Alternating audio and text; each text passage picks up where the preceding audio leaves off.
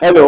राजपूत काल के या राजपूत वंश के अगले राजवंश के बारे में जब हम अध्ययन करते हैं तो हमें शाकंभरी का चौहान राजवंश दिखाई पड़ता है। चौहान राजवंश को चाहमान राजवंश या चौहान राजवंश कहते हैं। तो आज हम जो अध्ययन करेंगे वो चौहान राजवंश का अध्ययन करेंगे। इतिहास में हम अध्ययन करने पर पाते हैं कि शाकंभरी चौहान वंश का इतिहास उनके शासकों द्वारा खुदाए गए लेखों और समकालीन साहित्य से पता चलता है। इस वंश का प्रारंभिक इतिहास और उसकी वंशावली का ज्ञान हमें विग्रहराज द्वितीय के हर्ष प्रस्तर अभिलेख या पाषाण अभिलेख से पता चलता है। हर्ष जयपुर का राजस्थान में जो एक स्थान है वहां पर एक पत्थर का अभिलेख मिला है जो कि विग्रहराज द्वितीय का रहा है। सोमेश्वर के समय में बिजोलिया प्रस्तर अभिलेख से भी हमें पता चलता है कि चौहानों का जो पहला इतिहास है वो 973 ईस्वी से मिलने लगता है। और इसी प्रकार से हम देखते हैं कि इन पत्थर के लेखों में चौहान वंश के राजाओं के राजनैतिक सांस्कृतिक उपलब्धियों का विवरण प्राप्त होता है। विग्रहराज चतुर्थ के समय का दिल्ली शिवालिक स्तंभ लेख उसकी तिथि को 1220 विक्रम संवत का बताता है, जो दिल्ली और समीपवर्ती क्षेत्रों पर उसके विजय की सूचना देता है। चौहान वंश की साहित्यिक रचनाओं में सर्वप्रथम हम देखते हैं तो जयानक भट्ट द्वारा रचित पृथ्वीराज विजय नामक महाकाव्य को पाते हैं। इसकी रचना पृथ्वीराज तृतीय के समय में की गई थी। इसमें वर्णित घटनाओं की पुष्टि चौहान वंश के अभिलेखों से होती है। इसी प्रकार से कुछ अन्य साहित्य भी रहे हैं जिसमें हम देखते हैं कि हमीर महाकाव्य जो चौहान वंश के इतिहास और उनकी परंपराओं के आदिकाल से दिखाता है। जो चौहान वंश का प्रारंभिक काल है उसका भी वर्णन हमीर महाकाव्य में मिलता है।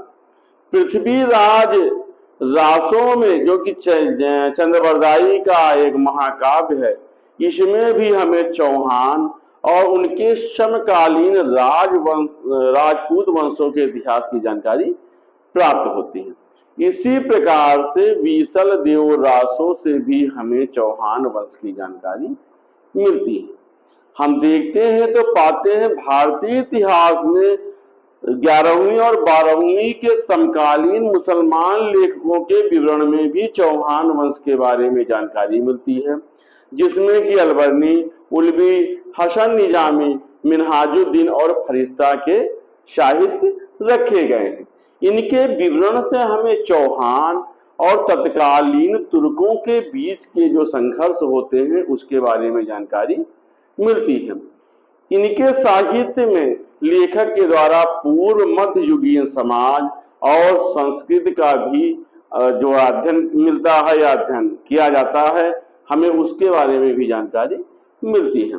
फिलहाल अगर हम राजनैतिक इतिहास की दृष्टि से देखते हैं तो चौहानों का जो राजवंश है जिसे कि चाहमान बोलते हैं वो अजमेर के उत्तर में शांभर नामक राज्य से मिलता है।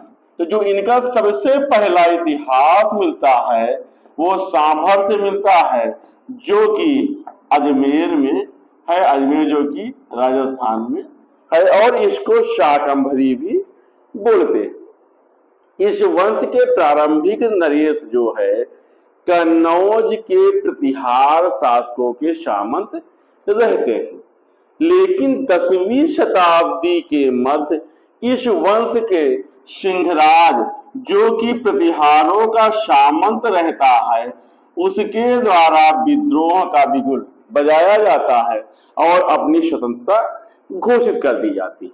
उसके द्वारा सामंत के पद का त्याग करके महाराजा धीराज की उपाधि धारण की जाती है। उसका उत्तराधिकारी विग्रहराज द्वितीय होता है। विग्रहराज द्वितीय का भी हमने आपको नाम दिया है कि उन्हीं के हर्ष अभिलेख से हमें चौहान वंश की जानकारी प्राप्त होती है। इसके हर्ष अभिलेख में कहा गया है कि इसने अपने वंश का पुनरुद्धार किया था और राजलक्ष्मी का उद्धार किया था। पृथ्वीराज विजय और प्रबंध चिंतामण से पता चलता है कि विग्रहराज द्वितीय द्वारा गुजरात के चालुक्य शासक मूलराज प्रथम के ऊपर आक्रमण किया जाता है और मूलराज प्रथम को पराजित किया जाता है। उस युद्ध से भाग करके मूलराज कन्या दुर्ग में शरण लेता है और विग्रहपाल उसके राज्य से होता हुआ भृगुकच्छ की खाड़ी तक पहुंचता है, जहां पर उसके द्वारा आशापुरी देवी का मंदिर बनवाया जाता है। हमीर महाकाव्य बताता है कि मूलराज प्रथम विग्रहराज के हाथों मार डाला जाता है। विग्रहराज के बाद चौहान वंश में जो हमें अगला शासक मिलता है वो दुर्लभ राज द्वितीय है और दुर्लभ राज द्वितीय जो है वो विग्रहराज का छोटा भाई होता है, क्योंकि विग्रहराज के कोई पुत्र नहीं होता है। लेखों में इसे दुर्लभ मेरु कहा गया है, जिसका अर्थ है कि जिसकी आज्ञा का उल्लंघन न किया जा सके, लेकिन इसके बारे में हमें कोई ऐतिहासिक सामग्री प्राप्त नहीं होती है। इसके बाद इसका पुत्र गोविंद राज द्वितीय चौहान वंश का अगला शासक बनता है। गोविंद राज द्वितीय, गोविंद राज द्वितीय के द्वारा बैरधर भट्ट की उपाधि धारण की जाती है। बैरधरट अर्थात शत्रुओं का नाश करने वाला। इसकी विजय के बारे में या इसके इतिहास के बारे में हमें कोई जानकारी प्राप्त नहीं होती है और हम अभिलेखों के आधार पर पाते हैं कि इसके बाद वाकपतिराज द्वितीय जो है चौहान वंश का शासक बनता है। वाकपतिराज द्वितीय जो है गोविंद द्वितीय के बाद चौहान वंश का शासक बनता है। पृथ्वीराज विजय से पता चलता है कि वाकपत राज द्वारा गुहिल वंशी शासक अंबा को पराजित किया जाता है और उसका बाद को उत्तराधिकारी वीर्याराम बनता है। तो इसके बारे में इतनी ही जानकारी मिलती है और बताया जाता है कि इसके बाद वीर्याराम जो है चौहान वंश का शासक बनता है। वीर्याराम को परमार वंश के भोज के द्वारा पराजित किया जाता है और कुछ समय तक चौहान वंश पर परमारों का राज्य स्थापित होता है। एक क्षणिक समय के लिए 2-4 साल के लिए शाकंभरी पर परमारों का अधिकार हो जाता है, लेकिन वीर्याराम के छोटे भाई चामुंड राज के द्वारा परमारों को परास्त किया जाता है और राजस्थान पर फिर से अपना अधिकार किया जाता है। तो हम देखते हैं कि वीर्याराम और चामुंड राज के बीच जो संक्रमण काल होता है, जो समय होता है, उसमें परमार वंश के द्वारा शासन किया जाता है। चामुंड राज के द्वारा उत्तरी और पश्चिमी भाग से तुर्कों के आक्रमण प्रारंभ होते हैं और चामुंड राज उस आक्रमण को निष्प्रभावी करता है। चामुंड राज के बाद दुर्लभ राज तृतीय चौहान वंश का अगला शासक बनता है। दुर्लभ राज तृतीय प्रबंध कोश महाकाव्य से हमें पता चलता है कि इसके द्वारा दुर्लभ राज तृतीय के द्वारा गुजरात के चालुक्य शासक कर्ण को परास्त किया जाता है। इसके बाद जो इस वंश का अगला शासक बनता है वो बनता है विग्रहराज तृतीय। तो हम देखते हैं चौहानों की जो एक राजाओं की लिस्ट है वो काफी बड़ी है और विग्रहराज तृतीय के द्वारा परमारों के साथ चौहानों की अब मित्रता हो जाती है और परमार वंश की राजकन्या राज देवी के साथ विग्रह राज का विवाह संपन्न होता है। तो इस जगह पर चौहान और परमारों के बीच वैवाहिक संबंध स्थापित होते हैं। विग्रह राज तृतीय के बाद उसका पुत्र या उसका उत्तराधिकारी पृथ्वीराज प्रथम जो है चौहान वंश का शासक बनता है। पृथ्वीराज प्रथम, इसके द्वारा एक लेख में परम भट्टारक महाराजाधिराज परमेश्वर की उपाधि धारण किया गया है। इससे इसकी शक्ति का पता चलता है कि ये काफी शक्तिशाली शासक रहा होगा। पृथ्वीराज विजय के अनुसार इसके द्वारा चालुक्य शासकों को परास्त किया जाता है। जैन साहित्य भी बताते हैं कि रणथंभौर पर इसका अधिकार रहता है, जहां के जैन मंदिरों पर यह स्वर्ण कलश चढ़ाता है। राजशेखर के प्रबंध कोश में इसे तुर्क सेना का विजेता बताया गया है। तो इसके बारे में कुछ संक्षिप्त इतिहास मिलता है। और पृथ्वीराज प्रथम के बाद अजय राज चौहान वंश का अगला शासक बनता है। इसके द्वारा मालवा के शासक को जीता जाता है और अपनी राजधानी अजमेर बनाई जाती है। मथुरा और उसके आसपास के क्षेत्र में इसकी रजत मुद्राएं मिलती हैं, तो जिससे पता चलता है कि मथुरा और उसके आसपास के क्षेत्र पर अब चौहानों का अधिकार हो चुका था। पृथ्वीराज विजय से यह भी पता चलता है कि इसके द्वारा तुर्कों के विरुद्ध एक व्यापक सफलता प्राप्त की जाती है। अजय राज को चौहान वंश में हम एक महान निर्माता शासक मानते हैं। पृथ्वीराज विजय के अनुसार इसने अजमेर नगर को बसाया था। अजमेर नगर जो है वो अजय राज के द्वारा बसाया गया नगर है। अजय राज के बाद इसका पुत्र अर्णोराज चौहान वंश का अगला शासक बनता है।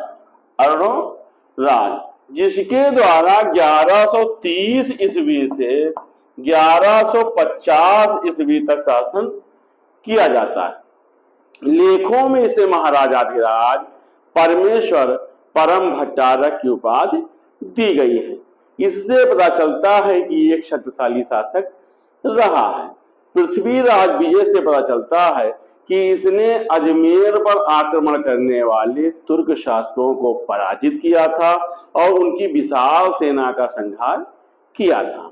चौहानों के बिजोलिया लेख से पता चलता है कि इसने मालवा पर आक्रमण करके परमार शासक नरवर्मा को परास्त किया था और उस पर अपना अधिकार किया था। ये शैव मत का अनुयायी था और पुष्कर तीर्थ में इसने बाराह मंदिर का निर्माण कराया था। वृद्धावस्था में पहुंचने पर यह अपने बड़े भाई के पुत्र जगदेव के द्वारा मारा जाता है, अर्थात उसके द्वारा इसकी हत्या कर दी जाती है। अर्णोराज के 4 पुत्रों में सबसे शक्तिशाली शासक विग्रहराज चतुर्थ होता है। विग्रहराज चतुर्थ, तो विग्रहराज चतुर्थ इसके बाद इसकी गद्दी पर बैठता है और ये अपने सभी भाइयों को अपदस्थ कर देता है। चौहान वंशी राजाओं में विग्रहराज चतुर्थ का कार्यकाल 1153 से 1163 का रहा है। ये काफी शक्तिशाली शासक रहा है और इसने तोमर शासकों को हरा करके दिल्ली पर अधिकार किया था। तो जो अजमेर में अभी तक चौहान वंश चलता था, विग्रहराज चतुर्थ के समय वो दिल्ली पर स्थापित करता है, अपने शासन को दिल्ली ले आता है। हम देखते हैं कि दिल्ली पर इससे पहले तोमर शासकों का शासन रहा और चौहान शासकों द्वारा तोमर शासकों पर बार बार हमले किए जाते थे, लेकिन उन्हें सफलता नहीं मिलती थी। तो तोमर वंश की स्वाधीनता को समाप्त करके विग्रहराज ने दिल्ली पर अपना अधिकार किया था। इतिहासकारों के अनुसार तोमर वंश का जो पराजित शासक था, संभवतः उसका नाम तंबर था। विग्रहराज को अपने समकालीन चालुक्य और परमार राजाओं के विरुद्ध भी काफी सफलता मिलती है। इसके पिता अरुणराज को चालुक्य शासक कुमारपाल के हाथ पराजित होना पड़ा था या परास्त होना पड़ा था। इस कलंक को धोने के उद्देश्य से विग्रहराज द्वारा चालुक्यों के विरुद्ध संघर्ष छेड़ा जाता है और ये कुमारपाल को पराजित करके मेवाड़ और मारवाड़ पर चौहान शासन की सत्ता को स्थापित करता है। नारौल, चित्तौड़ और जालौर पर भी चौहान वंश का शासन स्थापित होता है। विग्रहराज के दिल्ली शिवालिक अभिलेख से पता चलता है कि इसने तुर्क आक्रमणकारी से भी देश की रक्षा किया था और इसका समकालीन तुर्क शासक लाहौर का खुसरू शाह रहा है, जिसने इसके समय में राज्य पर आक्रमण किया था। दिल्ली का शिवालिक अभिलेख ये भी बताता है कि विग्रहराज ने मलेच्छों या तुर्कों का समूल नाश करके आर्यावर्त देश के नाम को सार्थक किया था। इसने तुर्कों को हरा करके तुर्कों के ही राज्य पर अपना अधिकार किया था। दिल्ली का ये लेख बताता है कि इसका शासन हिमालय से विंध्याचल तक फैला था और वहां से ये कर वसूली करता था। तो इस प्रकार से हम देखते हैं तो विग्रहराज का शासन चौहान वंश का सबसे विस्तार का शासन रहा है। हम देखते हैं तो पाते हैं कि विजेता होने के साथ विग्रहराज एक विद्वान और विद्वानों का आश्रयदाता रहा है। इसने स्वयं हरकेल नामक नाटक की रचना किया है। विग्रहराज के दरबार में सोमदेव नामक महाकवि निवास करता था, जिसके द्वारा ललित विग्रहराज नामक ग्रंथ की रचना किया गया है। विग्रहराज चतुर्थ के इतिहास में उसे हम विशल देव के नाम से जानते हैं। विग्रहराज चतुर्थ के बाद उसका पुत्र अपर गांगेय शासक बनता है। इसके बाद जो शासक बनता है उसका नाम होता है अपर गांगेय। अपर गांगेय कुछ समय के लिए शासन बनता है, लेकिन इसकी हत्या करके पृथ्वीराज इसके राज्य पर अधिकार करता है और पृथ्वीराज जो इसकी हत्या करता है इसका नाम होता है पृथ्वीराज द्वितीय। तो ये विग्रहराज के पुत्र अपर गांगेय की हत्या करता है पृथ्वीराज द्वितीय और चौहानों का शासक बनता है। पृथ्वीराज द्वितीय विग्रहराज के बड़े भाई जो जगदेव होते हैं उनका पुत्र होता है। तुर्कों के आक्रमण से ये अपने राज्य की रक्षा करता है और हाशी के दुर्ग पर अपना अधिकार स्थापित करता है और अपने मामा जो गुहिल वंश का होता है किल्हर, उसको वहां का रक्षक बनाता है। इसके द्वारा लाहौर के तुर्क शासक खुसरो मलिक ताजुद्दौला को पराजित किया जाता है और इस प्रकार से तुर्कों के ऊपर विजय प्राप्त की जाती है। लेकिन पृथ्वीराज द्वितीय का जब हम शासन देखते हैं तो 1164 से 1169 का शासन मिलता है। 1164 से 1169 अर्थात 5 साल तक इसका शासन रहता है। इसका कोई पुत्र नहीं होता है, इसलिए इसकी मृत्यु के पश्चात इसका चाचा सोमेश्वर शासक बनता है। तो पृथ्वीराज द्वितीय के मृत्यु के पश्चात उसका कोई वारिस न होने पर सोमेश्वर चौहान वंश का शासक बनता है, जो कि इसका चाचा होता है। सोमेश्वर का जो शासन काल पाते हैं वो 1169 से 1170 का मिलता है। इतिहास के अध्ययन पर हम पाते हैं कि सोमेश्वर के द्वारा शांति पूर्वक शासन किया जाता है और इसके शासनकाल की किसी घटना का हमें वर्णन प्राप्त नहीं होता है। इसके द्वारा अनेक मंदिरों का निर्माण किया जाता है और चंद्रबरदाई के पृथ्वीराज रासों के अनुसार इसकी हत्या चालुक वंश के भीम द्वितीय द्वारा की जाती है। सोमेश्वर के मृत्यु के पश्चात उसकी पत्नी कर्पूर देवी के पुत्र पृथ्वीराज तृतीय द्वारा शासन किया जाता है। पृथ्वीराज तृतीय पृथ्वीराज चौहान के नाम से प्रसिद्ध होता है और इस वंश का सबसे प्रसिद्ध शासक होता है। इसे पृथ्वीराज तृतीय या पृथ्वीराज चौहान भी कहते हैं। इसका शासनकाल 1177 से 1192 ईस्वी का होता है। विभिन्न कथाओं में इसे राय पिथौरा की भी उपाधि से सम्मानित किया गया है। पृथ्वीराज को राय पिथौर या राय पिथौरा भी कहा गया है। ये इसका एक तीसरा नाम भी मिलता है। प्रसिद्ध हिंदी का जो चंद्रबरदाई कवि था वो भी पृथ्वीराज चौहान के दरबार में निवास करता था और उसके द्वारा पृथ्वीराज रासो नामक महाकाव्य की रचना की गई थी। हम इतिहास के अध्ययन में पाते हैं कि जब पृथ्वीराज अवयस्क था तभी इसके पिता की मृत्यु हो गई थी और इसकी माता कर्पूर देवी ने अपने योग मंत्री कैम्बस की सहायता से उसके संरक्षण में इसको राजगद्दी पर बैठाया था। इस समय इसके चाचा भुवनेक मल ने भी इसके प्रशासनिक कार्यों में अपना सहयोग प्रदान किया था। हमीर महाकाव्य और पृथ्वीराज रासो से पता चलता है कि पृथ्वीराज को अत्यंत निपुणता के साथ विभिन्न विद्याओं और कलाओं की शिक्षा दी गई थी। 1180 ईस्वी के आसपास पृथ्वीराज वयस्क होता है और अपने शासन का भार स्वतंत्र रूप से वहन करने में सक्षम होता है। राजा होने के पश्चात वो अपनी शक्ति और साम्राज्य का विस्तार करता है। अपने साम्राज्य विस्तार और शक्ति को सुदृढ़ करने की प्रक्रिया में पृथ्वीराज तृतीय द्वारा अपने चाचा नागार्जुन से युद्ध किया जाता है। वो नागार्जुन को संभवतः अजमेर पर अपना अधिकार रखता है और पृथ्वीराज द्वारा उसे परास्त किया जाता है और उसकी और उसके सहयोगियों को की हत्या करके उनके सिरों को अजमेर दुर्ग के बाहर लटका दिया जाता है। इस प्रकार से इसका चौहानों के अजमेर ब्रांच पर पुनः अधिकार हो जाता है। वहां पर अधिकार करने के बाद पृथ्वीराज का संघर्ष चंदेल वंश के शासकों से होता है। पृथ्वीराज एक महान योद्धा होता है और 1182 ईस्वी में चंदेल वंश के राजा परमर्द देव को पराजित करके महोबा पर अपना अधिकार करता है।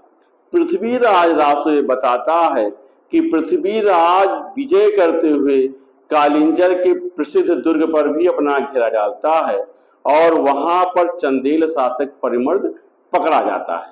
उसे बंदी बना करके पृथ्वीराज के सामने लाया जाता है, लेकिन वो वहां से किसी तरह भाग करके अंत में अपनी आत्महत्या कर लेता है।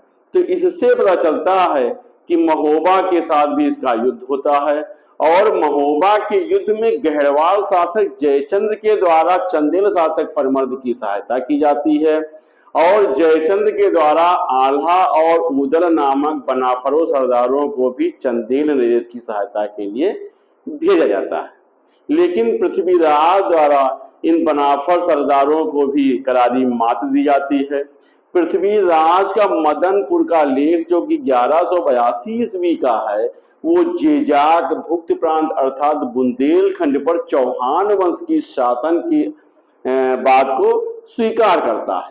पृथ्वीराज रासो ये भी बताता है कि पृथ्वीराज ने गुजरात के चालुक्य शासक भीम द्वितीय को युद्ध में मार डाला था और उसका जो ये इतिहास है, संभवतः ऐतिहासिक विवरण को हम बहुत सही नहीं मानते हैं, लेकिन पृथ्वीराज के पिता सोमेश्वर की हत्या भीम द्वितीय द्वारा की गई थी, तो हो सकता है कि पृथ्वीराज द्वारा उसका बदला लिया गया।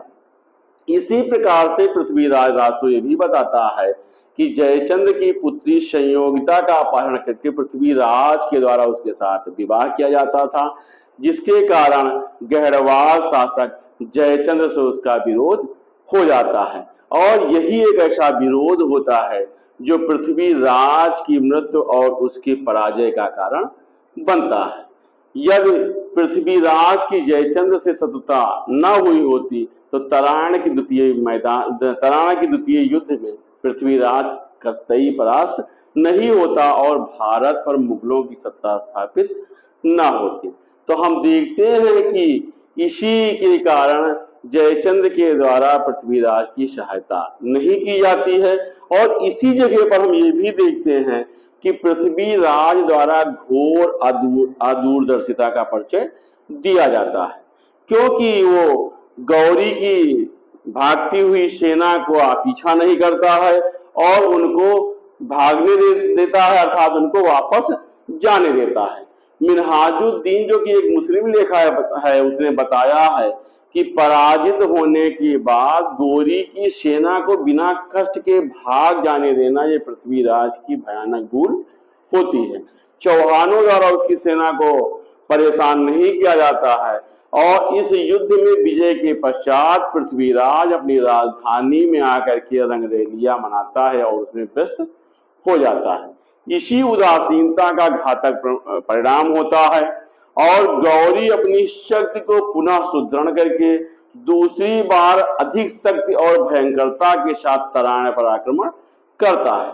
तराइन की द्वितीय युद्ध में पृथ्वीराज को पराजित होना पड़ता है और उस युद्ध के बाद उसकी निर्मम हत्या कर दी जाती है। मुसलमानों के द्वारा राजपूतों की सेना का भीषण संहार किया जाता है और चौहानों की राजधानी अजमेर को आक्रांताओं द्वारा ध्वस्त किया जाता है।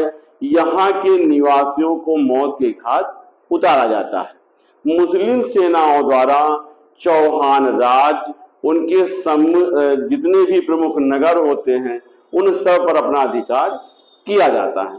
तो हम देखते हैं कि पृथ्वीराज चौहान के द्वारा राजनीतिक भूल और अदूरदर्शिता के कारण शक्तिशाली चौहान साम्राज्य का धराशायी होता है या उसका अंत होता है। तराइन का द्वितीय युद्ध भारत के इतिहास का निर्णायक युद्ध माना गया है, क्योंकि इसी युद्ध में पृथ्वीराज की पराजय के कारण भारत की भूमि पर मुस्लिम मत स्थापित होने का मार्ग प्रशस्त होता है। इतिहास के अध्ययन में हम पाते हैं तो तराइन के युद्ध में पृथ्वीराज पराजित हुआ, लेकिन इस बात से हम इनकार नहीं कर सकते हैं कि पृथ्वीराज अपने समय का एक महान शासक और महान योद्धा रहा है। तराइन के द्वितीय युद्ध को छोड़ दे तो पूरे जीवन भर पृथ्वीराज एक अजेय शासक रहा है और उसने अपने समय के सभी प्रमुख शक्तिशाली शक्तियों को परास्त किया था, उन्हें करारी मात दिया था। पृथ्वीराज का शरीर काफी सुंदर और आकर्षक रहा है और तीरंदाजी का भी जो गुण था उसके अंदर उस हिसाब से उस युग का वो श्रेष्ठ वीर रहा है। मुस्लिम लेखकों ने भी उसके शक्ति की प्रशंसा किया है और योद्धा होने के साथ साथ उसके विद्वान और विद्वानों का आश्रयदाता होने की बात कही। पृथ्वीराज की राजसभा में हम देखते हैं तो लब्ध प्रतिष्ठित विद्वान निवास करते थे, जिसमें कि जयानक भट्ट, विद्यापति गौड़, पृथ्वी भट्ट, बागीश्वर, जनार्दन, विश्वरूप, चंद्रबरदाई आदि रहे हैं। चंद्रबरदाई पृथ्वीराज के राजकवि रहे हैं, जिनका ग्रंथ पृथ्वीराज रासो हिंदी साहित्य का प्रथम महाकाव्य माना जाता है। हम देखते हैं तो पाते हैं कि पृथ्वीराज चौहान की मृत्यु के साथ ही भारत की एक शक्तिशाली चौहान वंश की शाखा का अंत होता है और इसी अंत के साथ भारत पर मुस्लिम राज्य स्थापित होने की प्रक्रिया आ जाती है। तो आज की इस वीडियो में हमने भारत के राजपूत वंश के एक ब्रांच चौहान वंश का अध्ययन किया है। अगले वीडियो में हम राजपूतों के दूसरी शाखाओं का अध्ययन करेंगे। धन्यवाद।